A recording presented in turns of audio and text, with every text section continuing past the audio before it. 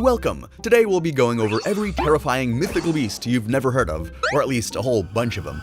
At number 1 we have TIYANAK. In the dense rainforests of the Philippines, the most terrifying sound you can hear isn't actually a predatory roar, it is a baby crying. That's how the TIYANAK hunts. The creature assumes the guise of a helpless, abandoned infant left just off the mountain trail, expertly targeting a primal human instinct, protecting the weak, a child, an innocent babe. A traveler steps into the brush, and the canopy closes overhead. Curiously, the crying grows softer and softer, a regional warning that the entity isn't far away, but actually hiding right next to you. Then you see it, a lone infant shivering in the roots. The moment you pick it up, though, the illusion shatters.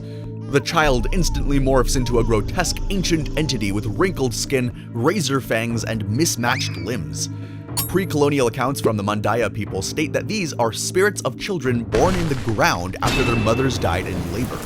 Later Spanish traditions claimed they were the restless souls of unbaptized infants. If you get completely turned around in the woods, old-timers say that you must turn your clothes inside out to confuse the beast and find your path. But the underlying horror of the TIYANAK remains brutal. It doesn't run from people, it uses mercy as bait for human beings. At number 2, we have KORRIGANS. In the old folklore of Brittany, a region in northwestern France, people knew better than to trust beauty in lonely places, especially near water. The KORRIGANS were fairy-like beings said to haunt springs, wells, fountains, and hidden woodland paths. Some appeared as small spirits, others appeared as beautiful women seen at night beside the water, singing softly beneath the moonlight. A traveler might hear music near a fountain. He follows it through the dark and finds women dancing in a ring, their hair shining, their voices sweet enough to make the place feel enchanted. Nothing about them looks monstrous, but that is what made them so feared. One of the darkest KORRIGAN tales tells of Lord Nan, who followed a white doe into the forest and came upon a KORRIGAN beside a fountain, combing her golden hair. When he disturbed her waters, she gave him a terrible choice: marry her, suffer for 7 years, or die within 3 days. Lord Nan refused because he already had a wife and newborn children at home, so the curse followed him out of the forest.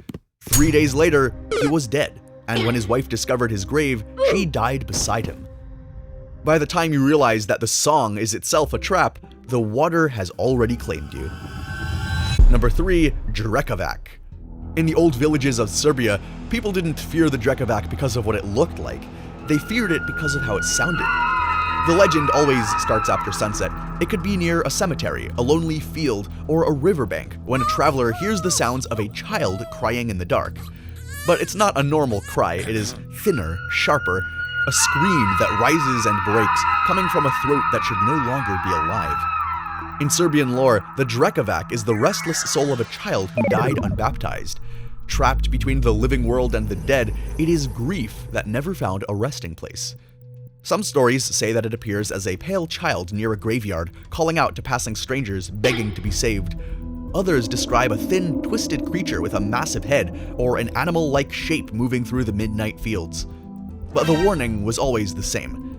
If the scream sounded near a house, death was coming for someone inside. If it cried from the fields, livestock would fall sick. If it crossed your path, the night itself had chosen you. When that cry echoed from the darkness, no one opened their door to check, because the DREKAVAC wasn't even asking to be found, it was warning the village that death had already arrived. At number 4, we have BAUK.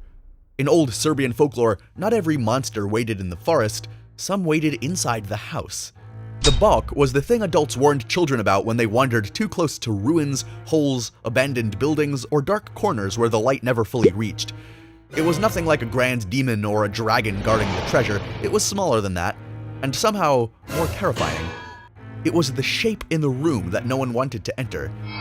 The warning usually began with a child stepping where they were told not to go, into an empty house, behind a broken door, near a black opening under the floor. At first, there was nothing. Then came the sound. Baw.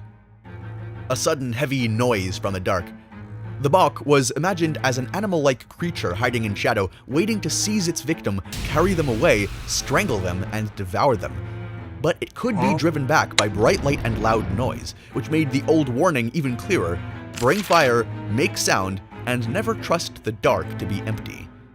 Some believe the BAUK may preserve an old memory of bears, dangerous animals that became larger in fear after disappearing from daily life. But to a child standing before a black doorway, that didn't matter, because the BAUK was not somewhere far away, it was already inside. At number 5, we have the Hidebehind.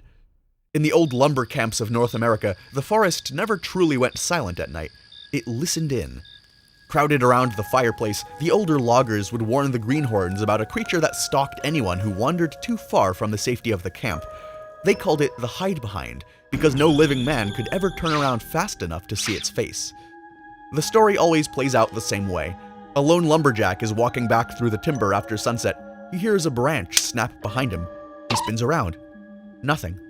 Just frozen trunks, dark shadows, and the mud beneath his boots. Then it happens again. Another snap. Closer this time. He turns around faster, but the thing has already melted behind another tree. That was the real terror of the Hidebehind. It didn't need to chase you down in the open. It used the forest itself as camouflage, slipping from trunk to trunk, always staying just outside your field of vision.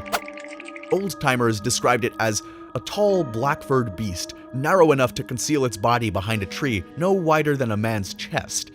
When it finally decided to strike, it would leap from the shadows with a horrific demonic laugh, tearing into its victims before dragging them deep into the brush. So when a logger vanished into the woods and never came back, the search parties didn't look for long. They already knew the rule of the woods. If you can feel something standing behind you, and you turn and don't see anything, then the forest has already closed around you, and it's too late. At number 6, we have NACHTKRAPP. In the old villages of southern Germany and Austria, children were given a simple warning. Don't stay outside after dark, because once the last light faded, the NACHTKRAPP began to move. Its name means the night raven. In regional folklore, it appeared as a dark bird-like phantom that haunted empty roads and the edges of the woods at dusk. It was a fluid terror. In some valleys, it was described as a giant black raven. In others, it was closer to a faceless night spirit made of shadows, wings, and claws. The nightmare always played out the same way. A child lingers outside past their bedtime. The yard grows quiet. The safe light from the house window no longer reaches the tree line. Then, something black flutters just beyond the fence. If the NACHTKRAPP takes you, it doesn't bring you back. Some stories even say that it stuffs children into a sack and carries them so far away that they can never find home. Darker tales claim that it devours them completely. Softer traditions eventually turned the raven into a bringer of sleep, but that gentler lullaby never truly erased the monster hiding in the dark. Because for a child standing outside after sunset, the sky itself had already become a predator, and the darkness would come for them next. At number 7, we have Slide Rock Bolter. In the strange folklore of North American lumber camps, few creatures were as bizarre or as terrifying as the Slide Rock Bolter. The legend belonged to the steep mountain country of Colorado, where the slopes rose at brutal angles and the valleys below felt like traps waiting to close. People said that the creatures lived only on mountaintops so steep that almost nothing else could even survive there. Its body was considered to be monstrous. It had an immense head, tiny eyes, and a mouth so wide it seemed built to swallow half a trail in one bite. At the end of its body was a powerful tail tipped with hooks, which it used to fasten itself over the crest of a ridge. Then it waited. For days, the Slide Rock Bolter could hang there motionless over a gulch, waiting for animals, travelers, or anyone unlucky enough to pass below it. And when the time came, it unhooked itself, and the mountain moved.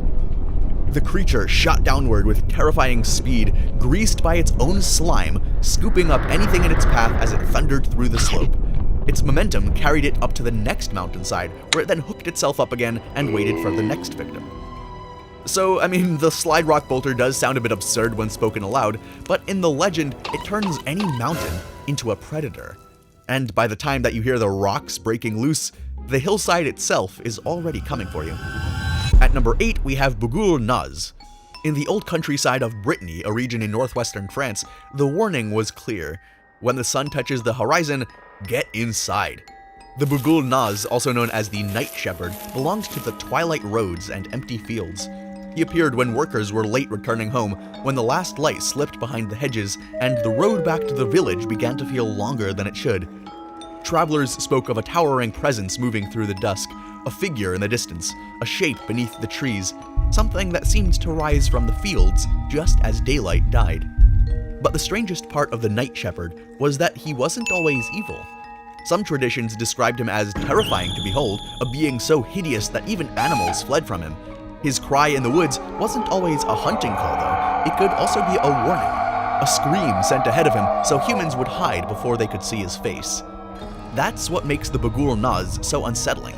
He may have been a monster waiting on the road, or he may have been a lonely guardian, frightening people home before the deeper demons of the night awakened. Either way, when his cry moved through the Breton fields, no one stayed outside to understand it, because the Night Shepherd didn't ask twice. Thanks for watching. I hope you aren't too spooked by these terrifying mystical creatures, and we'll return later with some more terrifying or exciting lore. So, like, subscribe, and we'll see you in the next video.